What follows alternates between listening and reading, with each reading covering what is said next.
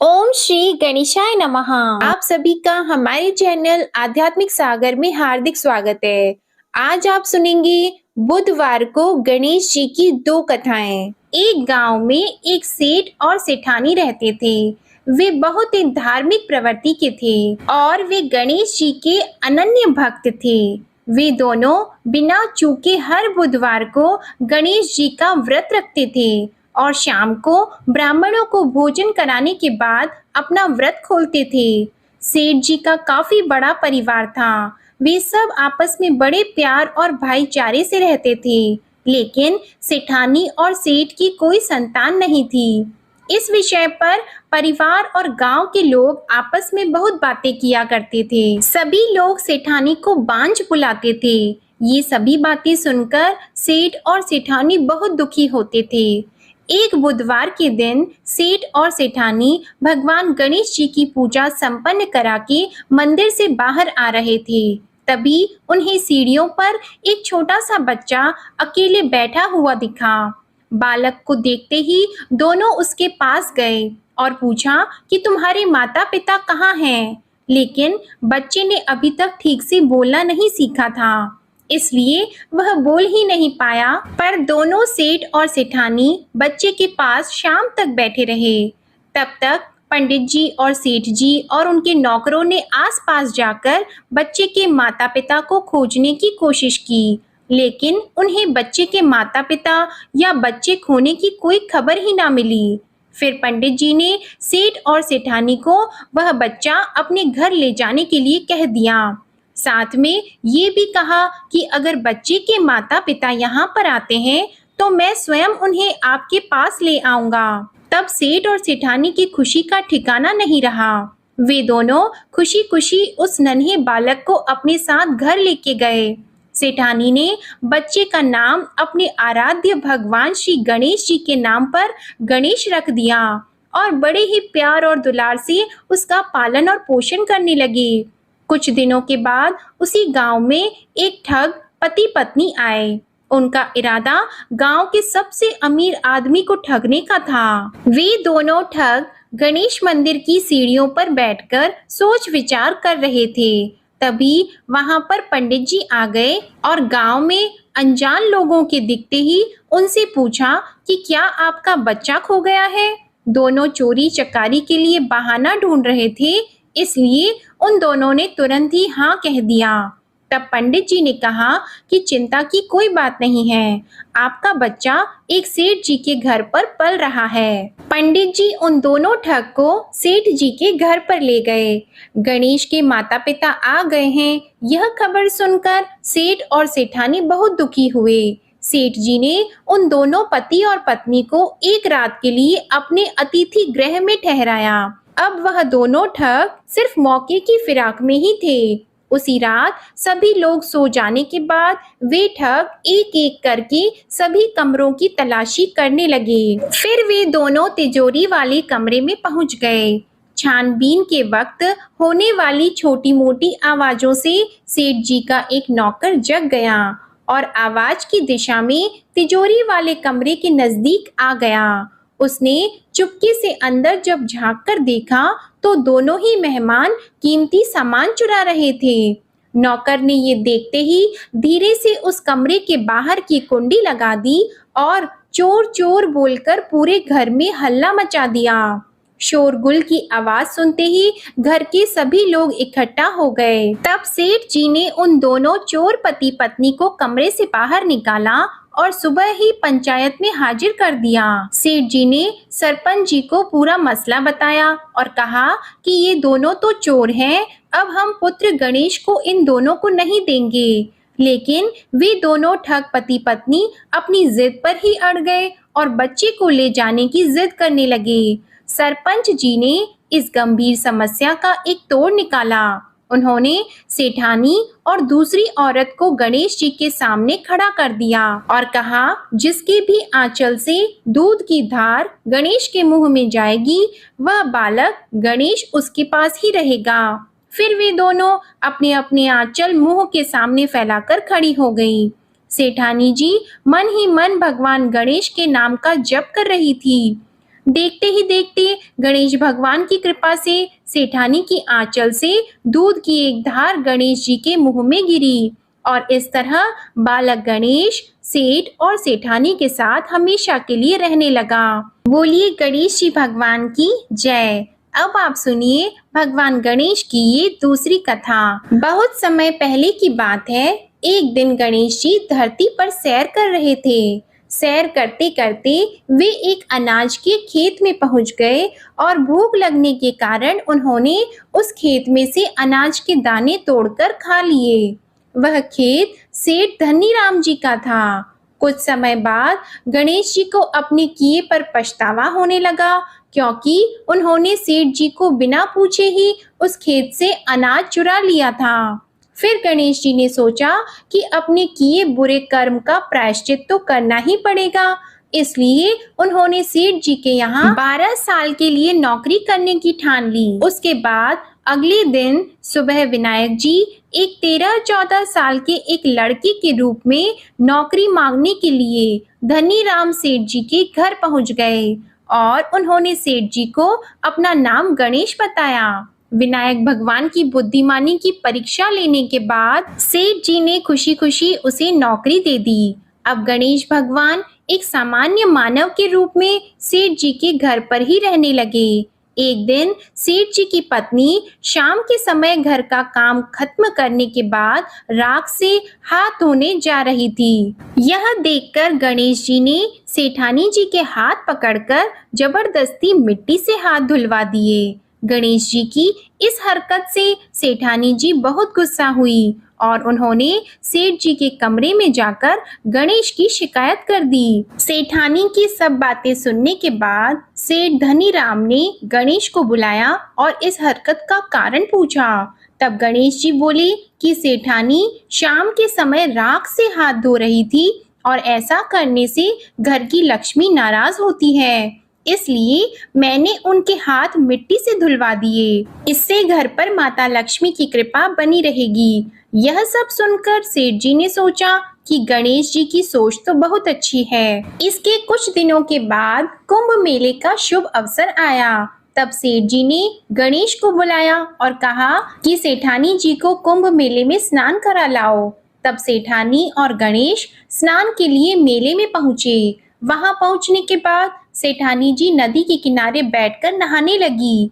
उन्हें ऐसा करते देखकर गणेश दौड़कर आए और सेठानी जी के दोनों हाथ पकड़कर उन्हें नदी के अंदर लेकर गए, उनसे पानी में डुबकी लगवाई और फिर किनारे पर ले आए। अब गणेश की इस हरकत से तो सेठानी को बहुत गुस्सा आया। सेठानी जी घर आते आते पूरे रास्ते गणेश को ताने मारने लगी, लेकिन गणेश भगवान सब कुछ शांति से सुन रहे थे। घर आते ही सेठानी ने सेठ जी के पास फिर से खड़े होकर शिकायत की। तब सेठ जी ने फिर से गणेश को बुलाया और पूछा कि तुमने ऐसा क्यों किया।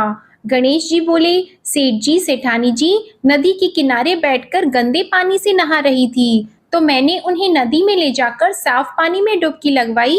ऐसा करने से उन्हें अगले जन्म में बहुत बड़ा राजपाट और वैभव मिलेगा। सेठ जी ने सोचा कि गणेश के विचार तो बहुत अच्छे हैं, मेरे परिवार का भला सोचता है। कुछ दिनों के बाद सेठ जी के घर पर पूजा थी। पंडित जी आने के बाद में सेठ जी ने गणेश से कहा, जाओ और सेठानी को बुलाकर लाओ। सेठ जी के आज्ञा के अनुसार गणेश जी सेठानी को बुलाने गए। उस वक्त सेठानी काली चुन्नी ओढ़कर कमरे से बाहर आ रही थी। वह देखते ही गणेश जी वह काली चुन्नी उतारकर फाड़ दिए और कहा कि पूजा के लिए लाल रंग की चुन्नी ओढ़कर आओ। अब सेठानी जी गणेश जी पर बहुत नाराज हुई और उन पर चिल्लाने लगी। इस आवाज को सुनकर सेठ जी वहां पर भागते हुए आए और पूछा कि क्या हुआ। तब सेठानी ने बोला कि गणेश ने मेरी चुन्नी फाड़ दी। फिर सेठ जी ने भी गणेश को बहुत डांटा। जवाब में गणेश जी ने कहा कि सेठ जी पूजा में कभी भी काला वस्त्र नहीं पहनते, इससे शुभ काम सफल नहीं होते, इसलिए मैंने ऐसा किया। सेठ जी ने सोचा कि गणेश तो बहुत समझदार है। इसी तरह लीला रचाते हुए उसी घर में गणेश जी के 12 साल बीत गए। फिर एक दिन सेठ जी ने नया कारोबार शुरू करने से पहले घर में पूजा रखी थी। पूजा करते करते सेठ जी को याद आया कि पूजा की सामग्री में गणेश भगवान की मूर्ति तो है ही नहीं। तब उन्होंने अपने नौकर गणेश को पूजा घर से भगवान विनायक जी की मूर्ति लाने के लिए कहा। तब गणेश बोला कि मुझे ही मूर्ति समझकर आप पूजा में विराजमान कीजिए, आपके सारे शुभ काम सफल हो जाएंगे। इस बात को सुनकर सेठ जी को गुस्सा आया और वे बोले, गणेश, तुम अब तक सेठानी से मजाक करते थे, अब मुझसे भी करने लगे हो। तब उत्तर में गणेश जी ने मुस्कुराते हुए सेठ जी से कहा कि मैं मजाक नहीं कर रहा, मैं सत्य कह रहा हूँ।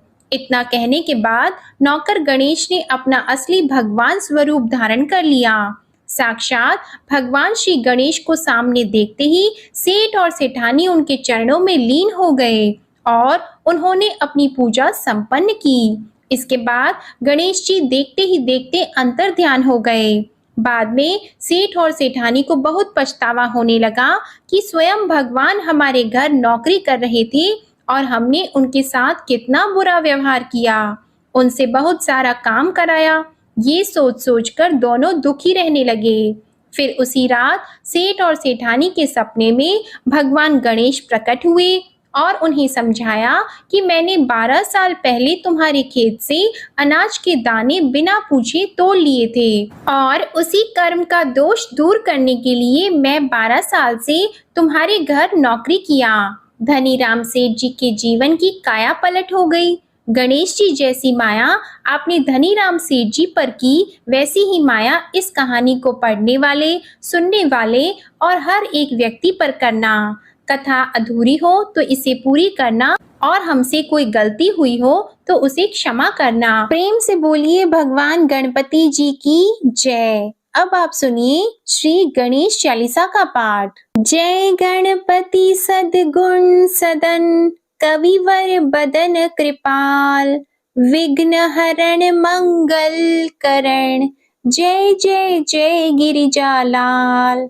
जय जय जय गणपति गणराजू, मंगल भरण करण शुभ काजू। जय जगबदन सदन सुखदाता, विश्व विनायक बुद्धि विधाता। वक्रतुंड शुचि शुंड सुहावना, तिलक त्रिपुंड भाल मन भावन। राजत मणि मुक्तन उर्माला, स्वर्ण मुकुट शिर नयन विशाला। पुस्तक पाणि कुठार त्रिशूलम, मोदक भोग सुगंधित फूलम। सुंदर पीतांबर तन साजित, चरण पादुका मुनि मन राजित। धनि शिव सुवन षडानन भ्राता, गौरी लालन विश्व विख्याता। रेति सेति तव चंवर सुधारी, मूषक वाहन सोहत द्वारी। कहो जन्म शुभ कथा तुम्हारी, अति शुचि पावन मंगलकारी। एक समय गिरिराज कुमारी, पुत्र हेतु तप कीन्हा भारी। भयो यज्ञ जब पूर्ण अनूपा, तब पहुँचियो तुम धरि द्विज रूपा। अतिथि जान के गौरी सुखारी, बहुविधि सेवा करी तुम्हारी। अति प्रसन्न हवे तुम वर दीन्हा, मातु पुत्र हित जो तप कीन्हा। मिलहि पुत्र तुहि बुद्धि विशाला, बिना गर्भ धारण यही काला।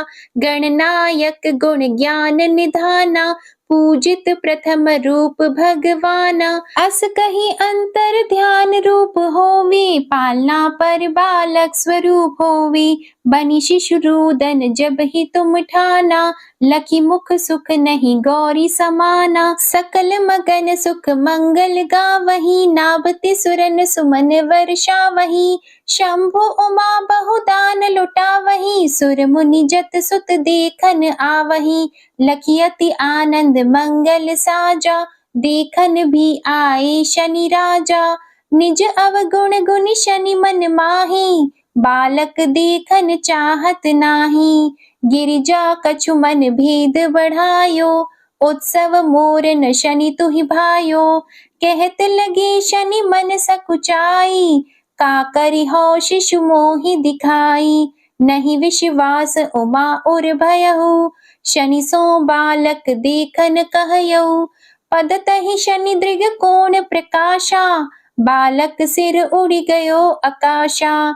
गिरिजा गिरि विकल हवि धरणी, सो दुख दशा गयो नहीं वरणी।